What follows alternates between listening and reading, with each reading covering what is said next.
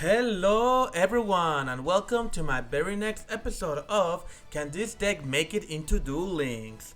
And for this time, I'm gonna be talking about the Rikka Fairy. Alright, so let's get started, shall we? What are the Rikka Fairies? So, the Rikka Fairies is a plant-based archetype that are all water type, and their whole gimmick is all about tributing monsters to gain powerful effects. This archetype got released very recently actually, back on April 3rd, 2020 in the TCG. And for this episode, I decided to start off with an archetype that was more modern, more current to our time. Because last time I talked about Necross, a 2016 deck, no, a 2015 deck. And so today I wanted to skip 5 years ahead to see if a deck like this could make it into Duel Links. So, out of all the archetypes out there, why did I choose this? There's actually a few reasons. One, I do think because we are in the XYZ era, they're going to try to implement as many good XYZ strategies into the game of Duel Links. And there's a whole lot of them, there's plenty to choose from, since the start of the XZ era. And the second is because I do believe Konami has been on a pattern with a lot of their decks that have been released in the TCG. Namely, decks like Fur Hires, the new Vampire supports, and even Witchcrafters were all archetypes added into Duel Links that were more modern and very close to the release of the TCG that were implemented into Duel Links. For what reason? Not too sure why, but if you look at the cards, the Fur Hires, the Witchcrafters, and the new Vampires, they were not seen as competitive in the TCG. They were seen as being underwhelming and very rogue deck, if that. They were just not in that competitive. They did not have the oomph to make them competitive. However, when they got implemented into Duel Links, they did felt like those particular decks, for Hires, Vampires, and Witchcrafter, just to name a few, were made for that game. They felt like they were really made with the intention to be added into Duel Links. And I do think Konami has been following this pattern since then. And there have been strategies that I do believe could easily be implemented into Duel Links in more current format, with the most current releases. And one of those decks is the Rikka Fairy. I do think this deck has a big chance and a strong opportunity to make it into Duel Links. Because the other two strategies that were added with this archetype, because it was from a size set, a deck building set essentially, where you get 3 different archetypes and the players essentially get to play around with those 3 archetypes. And the 3 archetypes in that set from the secret were the Rikka Fairies, the Eldritch Golden Lord, as well as the Adamanticators, or the Eldritch archetype I should say, and the Adamanticator. And out of these 3 archetypes, both the Eldritch and Adamanticator saw the most play and had the most success. However, the Rikka Fairies were not very well experimented with. They were seen as underwhelming. Kind of very similar to the other strategies that I talked. The Fur Hires, Fur Hires, Vampires, and Witchcrafters. The Rikka Fairy are on a similar note. They just don't do enough in the TCG. They seem very weak, but a lot of their effects, I do think they are too fair to the point where I think they could be a good addition into Duel Links. So, now that I kind of got that out of the way, I do want to break down the deck, and I do want to go over what each and every monster do. So, let's get started with that. For the first monster we're going to talk about, let's go ahead and talk with the lowest of monsters, the Rikka Petal. So, Rikka Petal is a plant water monster that has the effect that during your main phase, you can take 1 Rikka monster from your deck and accept Rikka Petal, and you can add it to your hand or send it to the graveyard. You can get to choose which one you want. But then you also got the restriction where you can not special summon monsters except plant monsters, which is a big downside. But as we get through the deck, you get to see that it's not that bad of a deal.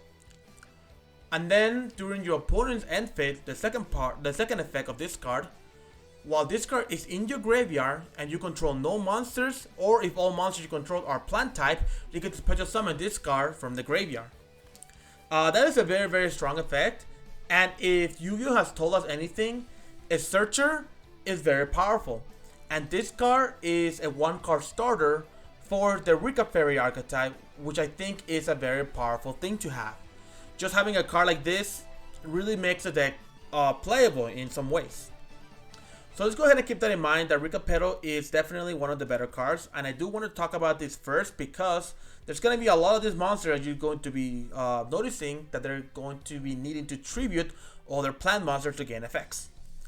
So let's go ahead and get into the next set of monsters. These are going to be your level 4 monsters. There's also going to be a pattern here that we're going to have 2 set of monsters for together, you know, of the same level. Because this is an XYZ archetype, we'll get into the XYZ monsters and how all of this kind of like combines together and create this tragedy. So for the next card, we're going to talk about Primula, the Rikka Fairy. So Primula is a monster that has the effect, if a monster you control is tributed, except during the damage step, you can special summon this card from your hand in defense position. That is a summoning condition. Then a second effect is that you can target up to 2 plant monsters you control and increase the level by 2 until the end of the turn. And then you can only use each one of the effects once per turn. So the reason why this is really good is because I mentioned it. The Rikka Fairy archetype has a lot of XYZ monster. And just as a spoiler alert, we have 3 different XYZ monsters for this archetype. And each one of them has a different level of 4, 6, and 8. So as you can tell, there are increments of 2. So the effect of Primula of adding 2 levels could come in handy when you are summoning different levels. So that way you are never not being able to exit summon at the very least 1 monster. So I do think this sort of effect is very strong. At least for the Rikka Fairy, so you can always XYZ summon. The special summoning from the hand is very crucial also for this deck, because having extenders is very useful in a lot of strategies, especially in a plant deck, because plant has always been known to just summon a bunch of monsters onto the field. You know, they're having combos in the past called like plant synchro or like dark plant or something like along those lines. You know, plant just has always been seen as a combo heavy starter of some sort. In any case, I do think Primula the Rikka Fairy is one of the better Rikka Fairies in the archetype. Rikka Pero is probably the best one, but Primula is probably in the top 4, let's put it that way. Next, we're gonna talk about Cyclamen, the Rikka Fairy. So Cyclamen has the effect that you can tribute this card from the hand or the field to target 2 plant monsters you control, up to, my bad, and then you can reduce the level by 2 until the end of the turn. And then during the end phase, if this card's in your graveyard because it was tributed and sent there this turn, you can special summon this card but banish it when it leaves the field. So just like our previous card we talked about, Primula, Cyclamen has that additional effect where you can essentially reduce the levels of plant monsters, so you also could always have a way to XYZ summon. And unlike Primula, where you need to have her on the field, Cyclamen works from the hand. However, the big issue with this card has to do with the second effect, where when you tribute this plant, you can summon it at the end of the phase. That, in a way, is not the greatest effect, simply because you are losing 1 card to change levels onto the field and not being able to easily utilize, you know, like the card, like how you want it to be used, you know, similar to how Primula effect works. You know, you get to summon her, then activate her effect, so then you can rank. Cyclamen already requires you to have monsters on the field. And out of all of these Rikka Fairy monsters, I do say Cyclamen is definitely one of the weakest ones and doesn't really see play even in pure Rikka builds. But she is a decent card in case you do want to XYZ summon, but you don't have the right levels onto the field. However, that could be easily be work around based on how the deck is built and how the deck is played. And we'll explain more into that once we get into test combos of the deck. Next, let's talk about Mudan, the Rikka Fairy. So Mudan has the effect that you can tribute 1 plant monster to special summon this card from the hand. And if this card is normal summon or special summon by the effect of a plant monster, you can add one Rikka spell trap card from the deck to your hand. So, having access to the archetype spell and traps is another very, very powerful effect. Just being able to search them, kind of like Cyber Dragons do currently in Duel Links with Cyber Dragon Core, being able to search your combo cards is very, very good. And then the effect, like I was mentioning earlier, to activate you need to tribute plant monsters. So the effect of tributing plants has always been a thing in the TCG. Plants have been known to be this combo heavy, high level tribute type of decks, and the Rikka Fairy really takes advantage of this particular engine within the plant themes, which is the whole tribute and then like high levels. So, you know, I guess I didn't mention it, but Primula also has that bit of a tribute effect also along with it. But Muron, in my opinion, is probably the second or third best Rikka Fairy monster there is, because just being able to summon her and then get a free search off of it is very, very powerful. And as well as the Rikka Petal being a one card starter, you're able to search into Mudon and then tribute the already on the field Rikka Petal to then summon this one and get a search off. So as you can kind of see, this card definitely gets the play started. And having a Mudon on the field is not a bad thing either, because she does have 2400 defense. Not such a high attack, but the main utility of the card is obviously the search.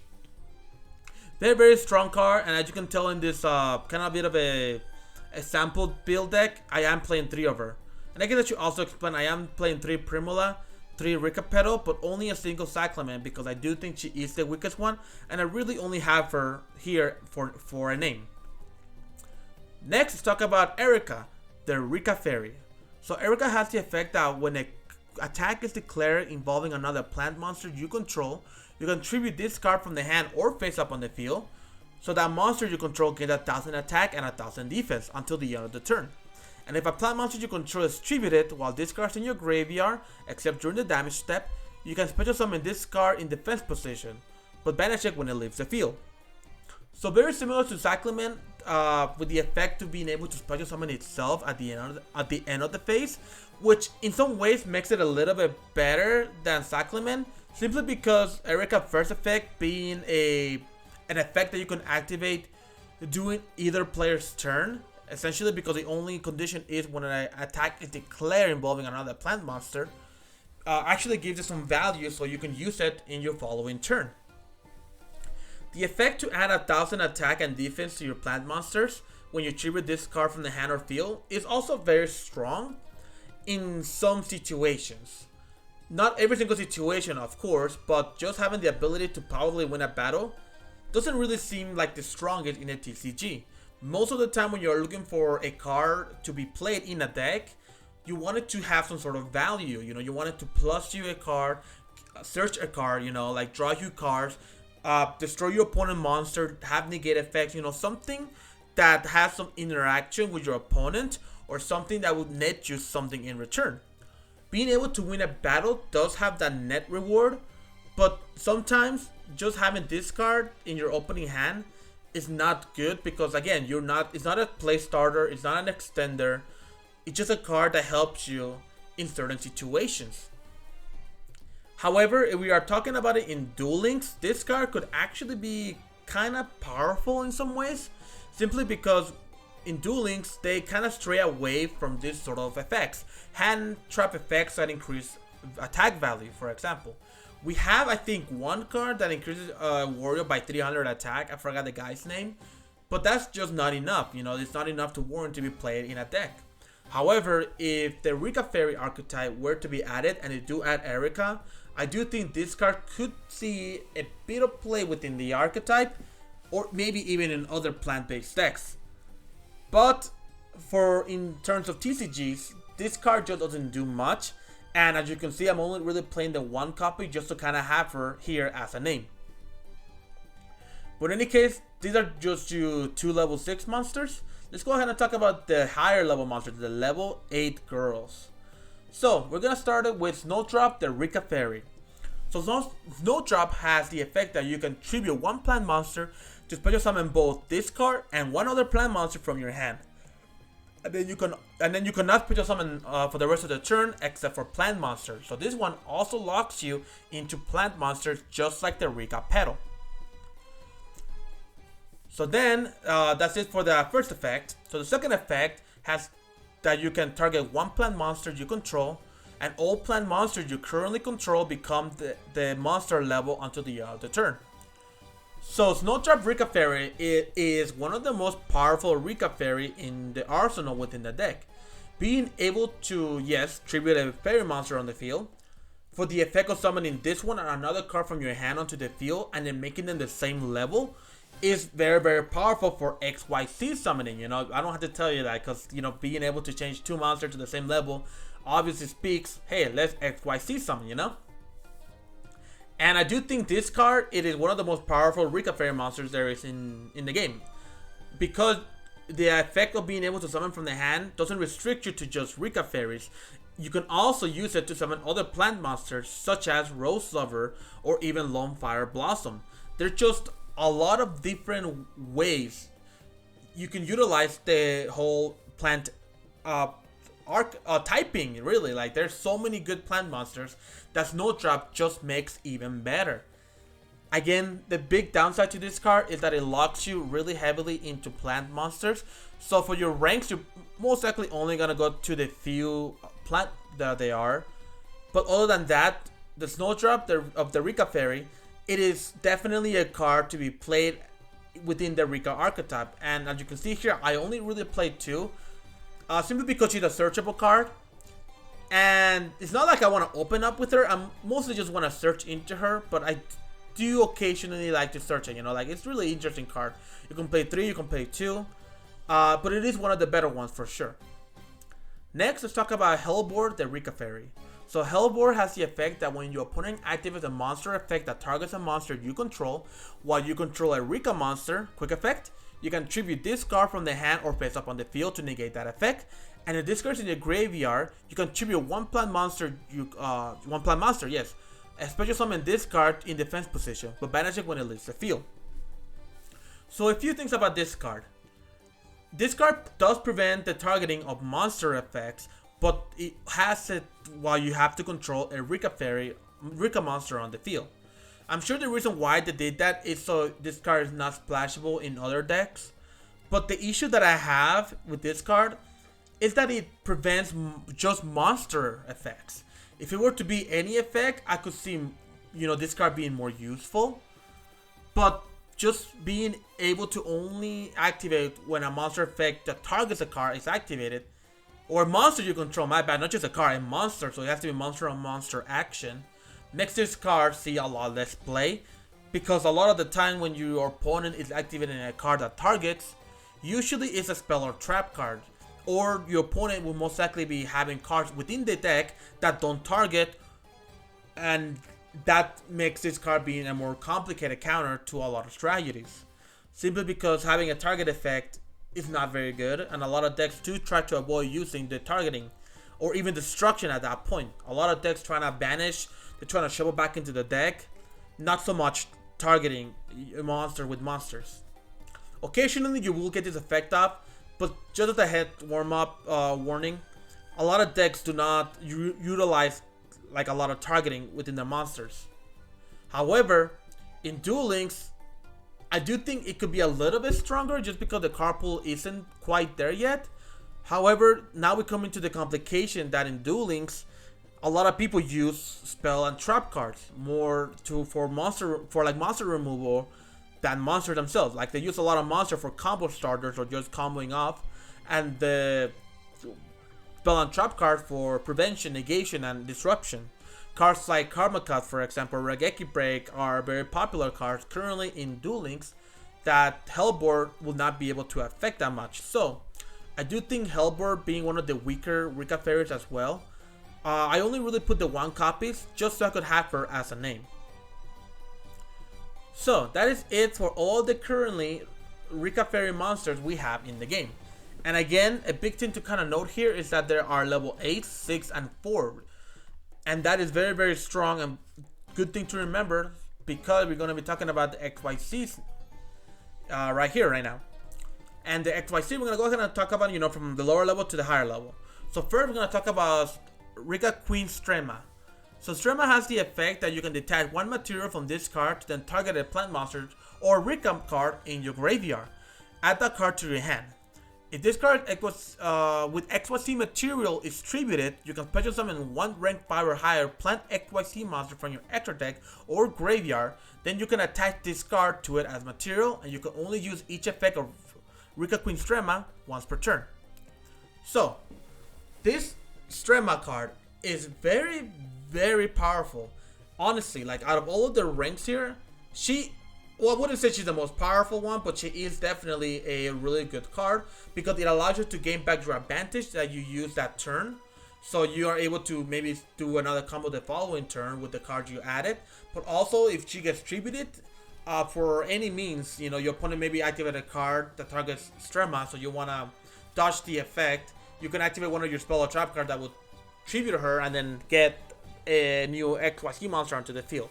We'll get into the combos once we get there, but she just has a lot of utility where, adding a card from the graveyard to the hand is good, and then being able to use her as XYZ material is also very unique because not a lot of cards could do something like this. And I do think she is definitely a good card for the Rikka strategy. Next, we have Kansachi, the Rikka Queen. So Kansachi is a monster that requires 2 level 6 monsters, rank 6. And if a monster is tributed, except during the damage step, you can detach one material from this card. Then target one monster in your graveyard to special summon it, negate this effect, but also it becomes a plant monster. Or in either graveyard, not just your graveyard, my bad. So you can even target your opponent's monsters in your graveyard. And if a plant monster you control would be destroyed by a card effect, you can tribute one plant monster from your hand or field instead. And you can only use each effect of Kansashi, the Rikka Queen, once per turn. So Kansashi here, again, another very powerful Rikka Fairy monster.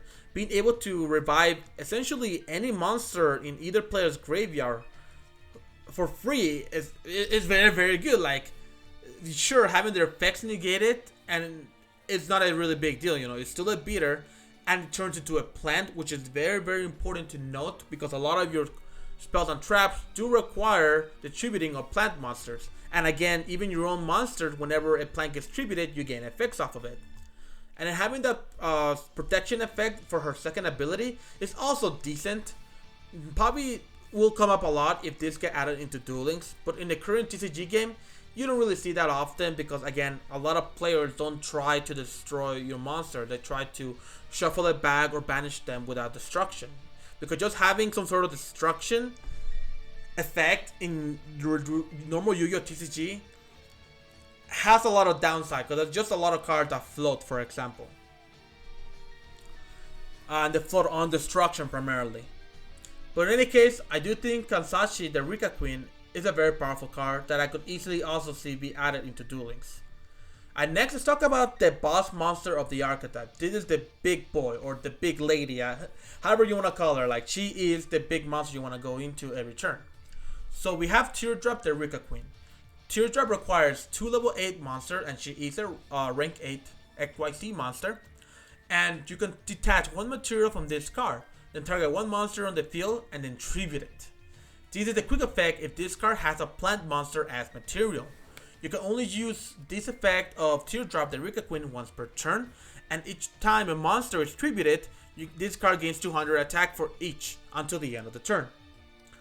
So Teardrop, the Rikka Queen, is an extremely powerful boss monster. I do remember when this card was initially revealed, people were hyping it up because being able to use tribute a monster is one of the strongest form of removal. Just like I mentioned, when you destroy a monster, it's just not the greatest because they could have some sort of floating effect. But when they get tributed, that's a completely different story since you're able to bypass a lot of effects. And being able to do it on a quick effect with the Teardrop here just adds more to the value and utility of the card. Sure, adding 200 attack every time you tribute something is nice, but it doesn't really come out very often. Well, it doesn't really matter that often, let's put it that way. In Duel Links, it could matter a little bit more just because the life points is at 4,000 and not at 8,000. But regardless, I do think Teardrop could be one of the cards that they won't add into Duel Links simply because of how powerful it actually is. Trust me when I say this. This card is very, very powerful. Even in the Rikka strategy, I do think this card warrants in some way to play the deck. Sure, you're never going to compete in high level competitive scenes, but as a casual strategy, I do think this card is very, very powerful. And I could honestly see this being used in Duel Links if it were to be added in a lot of plant decks, as long as you are able to make it with a plant monster. Primarily, it's going to be used within the Rikka Fairy archetype. But if there's one card that Konami won't add from the Rikka Fairy archetype into Duel Links, I do think Teardrop has that potential to not be added. If this archetype were to be added. But in any case, it's gonna be it for all the Rikka monsters. And again, as you can see, you still see this whole you need to have level 4, level 6, level 8 monsters, and they're all about tributing. So now we're gonna continue that theme with the spells and traps. So we don't have a lot of spell and trap cards, but what we do have are very good.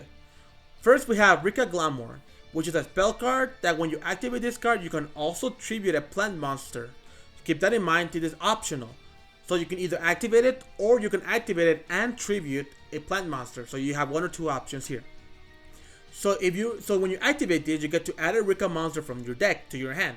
Then, if you tributed a monster when you activated this effect, you can add one plant monster with the same original level as that Rikka monster, but with a different name from the deck to your hand, and you can only activate one Rikka Glamour once per turn. So this card is also extremely powerful. Just having a one card search the archetype is always good for any deck. But then having this interesting secondary effect that you can also tribute a plant monster, so then you can add an additional monster with it, is the reason why I'm playing one of the other Rikka fairies that I think are not very strong. So in case I do want to activate that effect, I'm able to, for example, say I have Rikka Pero on the field, I could activate Rikka Glamour to tribute the Rikka Pero to then search a Primula, to then also add a Cyclamen from the deck, so I have two monsters instead of just the one I will get from the Rikka Glamour. And this is very, very powerful in case I really do need two particular monsters. Particularly, the Snowdrop, the Rikka Fairy, would be a good addition alongside the other level 8. So that way I'm able to summon these two if I do control another plant monster on the field.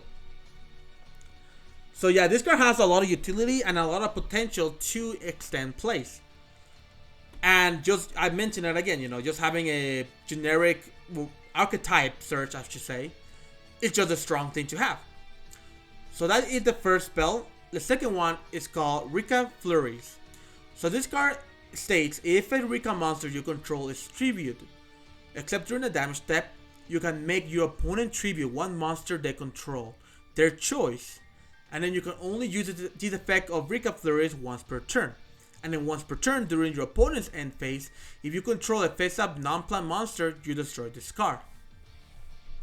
So this card is also very powerful form of disruption, because it allows your opponent to tribute monster, which is one of the better ways to get rid of monsters on the field. And this, in conjunction with the Teardrop, essentially allows your opponent to have two monsters they control be tributed. And I mentioned it, when there's a card that tributes your monster and not destroys it, it just adds so much value to it. And I do think Rikka Flurries is a strong card. But it's a little awkward to use sometimes because, again, this is more of a disruption type of continuous spell that a lot of decks don't like to utilize. But I do think in the Rikka Fairy strategy, just because you tribute so much already, I do think this has some potential to be played within the pure Rikka Fairy strategy. And I am playing it, I mentioned it in this sample deck just to kind of show you guys how it is played in our, one that go into some test hands. But I do think this is a decent form of removal. Again, just having a card that you have to play and then rely on other effects to trigger it is not the greatest, but it is a good effect. So that's it for the spells. So now we have the two trap cards. So first we have Rikka Tranquility, which you can, so the effect states, when you activate this card, you can also tribute one plant monster. So again, similar to the first spell Rikka Glamour that we talked about, this one has an optional tribute effect. So you can either activate this, don't tribute anything, or you can activate this and then tribute a plant monster to gain an additional part of the effect. So this card, when you activate it, you get to special summon one Rikka monster from your graveyard in defense position. Then if you tributed a monster, when you activated this card, you can special summon one plant monster from your graveyard in defense position. So this card is another very powerful card actually. Like being able to call the Haunted in a way is more of a monster reborn in a trap form. Any of your Rikka monster is just really good. Just having that accessibility to an in archetype searchable monster reborn is good. But also having the additional benefit to tribute one of your monsters that is probably not going to do anything anymore to summon another plant monster from your graveyard adds a lot of value to this, because this could easily become a one card rank monster. Especially if you special summon two monsters of the same level, or even summon Snowdrop onto the field alongside any other plant monster. You are able to augment the levels to have whatever you need at the time. So I do think Rikka Tranquility, very powerful card, very strong. I do play 2 off in this deck. I play pretty much 2 of every spell and trap except for the Rikka Glamour, because just having a search is very strong. But I do think this card is a really good form of continuing your play, especially after the first initial play. Maybe your opponent is able to deal with, you're able to, at the very least, summon something in return in your following turn. Next, we're going to talk about the final trap card and the final card in the archetype, Rikka Sheet. So Rikka Sheet states that you can target one face-up monster your opponent controls. Also, you can tribute one plant monster. So again, with following the same theme, you can either activate these once, or you can activate it and tribute a plant monster. So this card has the effect that, let's see here, that players cannot activate. So essentially the monster you targeted for this card effect, your opponents cannot, well, not even your opponent, like just players cannot activate that face-up monster's effect on the field this turn. So it's a one turn Phoenix chain. And then if you tributed a monster when you activated this card, take control of the monster until the end of the phase. And if you do, it becomes a plant monster until the end of the phase. And you can only activate one Rikka Sheet per turn. So this card is most definitely the most powerful trap card of the archetype, and second of the whole archetype. Because being able to just target a monster and negate its effect till the end of the turn, or you cannot activate that face-up monster's effect till the end of the turn, is really strong. It does not bypass this continuous effect. So just remember that if your opponent has an effect that's continuous, they still get that effect off. They just won't be able to activate that monster's effect. But then if you also tribute a plant monster, you're able to steal that monster for the turn. That is very strong, because it essentially allows you to use one of your opponent monsters for any one of your spells, traps, or even monster effects activation. Having this sort of effect on this archetype, I could easily see it broken in Duel Links. Like if I were to tell you a second card that I think won't be added into Duel Links, I think Rikka Sheet takes that spot, because just being able to negate and then take your opponent monster is so strong. It is incredibly powerful to have as an effect. Sadly, it is locked away within an archetype that hasn't seen much play. But again, if it were to be added into Duel Links, I do think the archetype could flourish quite a lot. But in any case, that is it for the Rikka Fairy archetype. Let's go ahead and just do some quick test tools to show you guys exactly how the deck is played in the TCG. So let's go ahead and do some test hands real fast. And as you can kind of see here, Yugioh, we have 5 cards in hand, obviously, on 5 monster zones. And as you can already tell, opening Lone Fire Blossom, which is a very powerful plant support that I do not think we'll get in Duel Links ever, because this card is just such a strong, powerful 1-card starter that is very difficult to most likely balance in Duel Links. Like if it were to be added, I think it will quickly get limited to 1, or they will only give us the 1 copy and call it good, because I do think having multiple Lone Fires could backfire in Duel Links meta. But in any case, what Lone Fire does is when you're on the field, you can activate its effect to tribute it, and then you are able to special summon any one plant monster from the deck. So already you can tell we're gonna just get a bunch of advantage here, because we can easily go into our Rikka Fairy, which is a card you always want to start off with on the field in order to get your combos off. You can activate the effect to then search any one plant monster. For this example hand, we're going to go ahead and go for Snowdrop. Go to add that card to the hand, don't send it to the graveyard. And then we're going to activate the effects of their Mudan, the Rikka Fairy. Because by activating the effect, we contribute the pedal, summon our Mudan to activate the effect, to then search a spell or trap card. And in this scenario, we do have quite a lot of good cards in our hand already. So I do think maybe having a Rikka Flurries might not be the worst, or even a Rikka Sheet. Let's go with Flurries for this instance. Because now that we have the one on the field and we are able to search our Snowdrop, we can activate Snowdrop's effect, tribute the Mudan, special summon this with Hellbore at the same time. And then we're able to now go into one of our ranked monsters, which would be either our Alcel, which we do run one of because it is a plant monster we could go into, or we can go into our Teardrop. And if you're kind of noticing what's going on here, this whole archetype kind of runs in a one card sort of engine again, where you summon your Rikka Fairy, you tribute it to summon your Mudan, which then you tribute to summon your Snowdrop. And so now we have a very powerful boss monster into the field, alongside with a second form of disruption, and then whatever we have in our rest of our hand, you know, whether that be a hand trap or a disruption card, we are not prepared for the opponent's turn. So let's just go ahead and do one more hand testing here to kind of show you a little bit more. So in this scenario, wow, look at that. We open up 2 Snowdrop, and no searchers. But guess what? Just because we still open a normal summon, we're still able to do plays. I mean, sure, we can link or do other things, but because all of these Rikka Fairies trigger whenever you tribute a plant monster, just give you access to the entirety of the plant typing to play around with, you know, and it's very, very powerful. So in this scenario, looks like we could actually summon, I think both of these, right? Yeah, we can still summon her for free. Or we can, so in this scenario, we can search like another disruption, or we can summon or search for a search. So in this scenario, let's go ahead and do a search. Let's kind of like change things a bit. So we're going to go ahead and activate our search.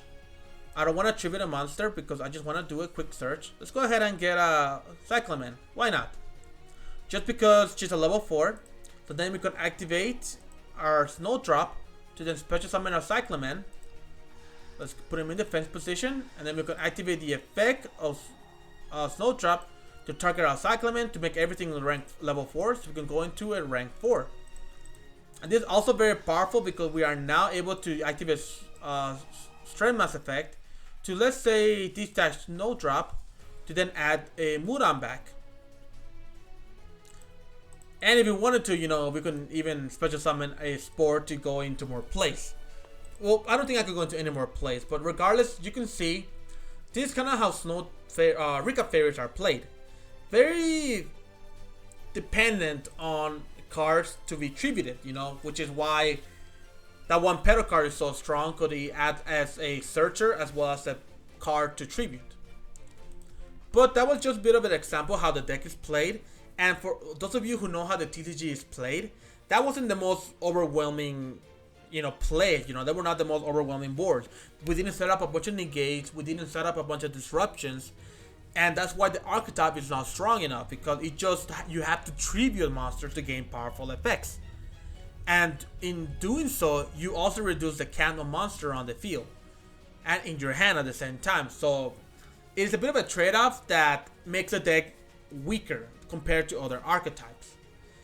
So how do I think this deck would fare off if it were to be added in Duel Links? Well, to be exact, I actually made a quick test build for if this deck will be to add it into Duel Links, and I have it right here.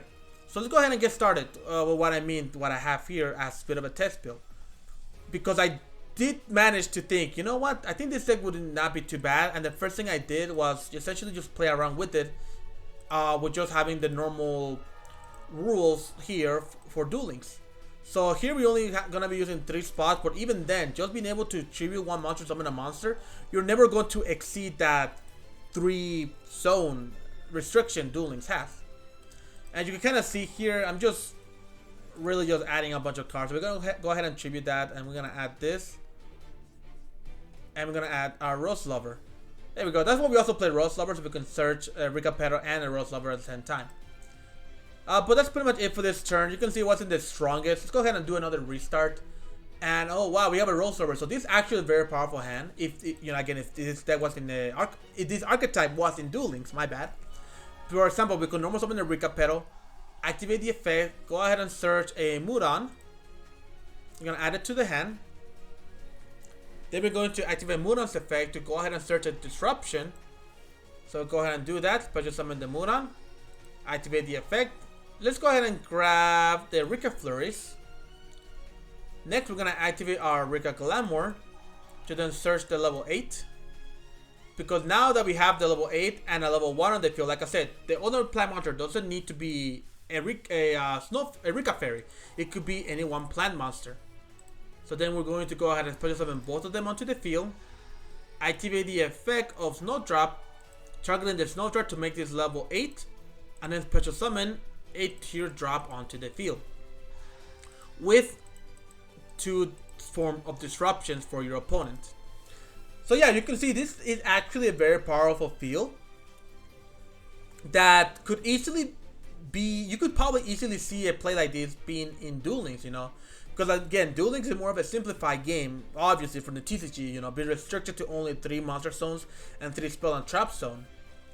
And I do think that Rikka Fairies were made with the intention to be added into Duel Links. The question is, when would they be added, And I do think this archetype can make it into Duel Links fairly recently, like very soon, I should say, within this year at the very least, because it got released last year, and we've been getting a lot of rank 4, rank 6, and even rank 8 support in Duel Links as of late. We're having this pattern that we're only really giving support to those 6, also to those 3 levels, 4, 6, and 8. And seeing how the Rikka Fairies are all level 4 for rank 4s, for rank 6, and for rank 8, I think makes a lot of sense to have this sort of archetype be implemented into Duel Links. We even had level 1s in it, which are also part of the Rikka Fairy level lineup. Like we have 1s, 4s, 6, 8s, and we just got Sylvan Princess Sprite into Duel Links. So I do think they are setting up Duel Links to have the Rikka Fairies to be added into the game. I don't know why, but I just feel like these guys will definitely make some sort of a wave into Duel Links. Whether we have all of the cards necessary for the archetype to function is another question, because I do think a card like Teardrop is too powerful for Duel Links, and I do think a card like Rikka Sheet could be also a little too powerful for Duel Links. It wouldn't surprise me if they do added the whole archetype in it though, because they kind of did that for hires as well as for vampires and for the witchcrafters. The vast majority of their archetype was added into Duel Links. And if I were to give a one card that won't be added into Duel Links, will most likely be a main deck monster or a spell or trap card. Namely, probably the Rikka Sheet won't be added, probably Rikka Glamour won't be added, and most likely Erika the Rikka Fairy won't be added, just because they don't like the whole hand trap, gain attack or defense mechanic within Yu-Gi-Oh! In Duel Links. They don't like that, so I'm pretty sure Erika is safe to assume is never going to make it into Duel Links. Rikka Glamour might not make it just because it's a powerful search card, and Rikka Sheet might not make it just because it's a powerful form of disruption. And I do wish to say that Teardrop might not make it, but because we only have one of each level monster for ranks, I do still think it will probably make it into Duel Links, just because it will be the only boss monster you can go into. But in any case, again, I do think the Rikka Fairies can make it in, and you guys could, talk to me about it. Think if you think this archetype can make it into Duel Links, or maybe you have some concern if it were to be added, or maybe you have another idea of another archetype that could be added into Duel Links. I'm always going to be talking about archetypes, and specifically right now, I want to be talking about XYZ specific archetype until probably the end of the XYZ era. But I do hope you guys enjoyed this video. Please like, subscribe, or comment below some opinions, some criticism, some feedback that you guys might have with me, because I am trying to better myself and I am trying to make better content. And I do think this sort of discussion, sort of our videos are really, really fun to make, because I'm able to just freely talk whether or not I like the archetype or whether or not I think the archetype will make it into Duel Links. Again, thank you very much for enjoying me talking and rambling about things. And I do hope you guys tune in for another video of mine next time. Adios.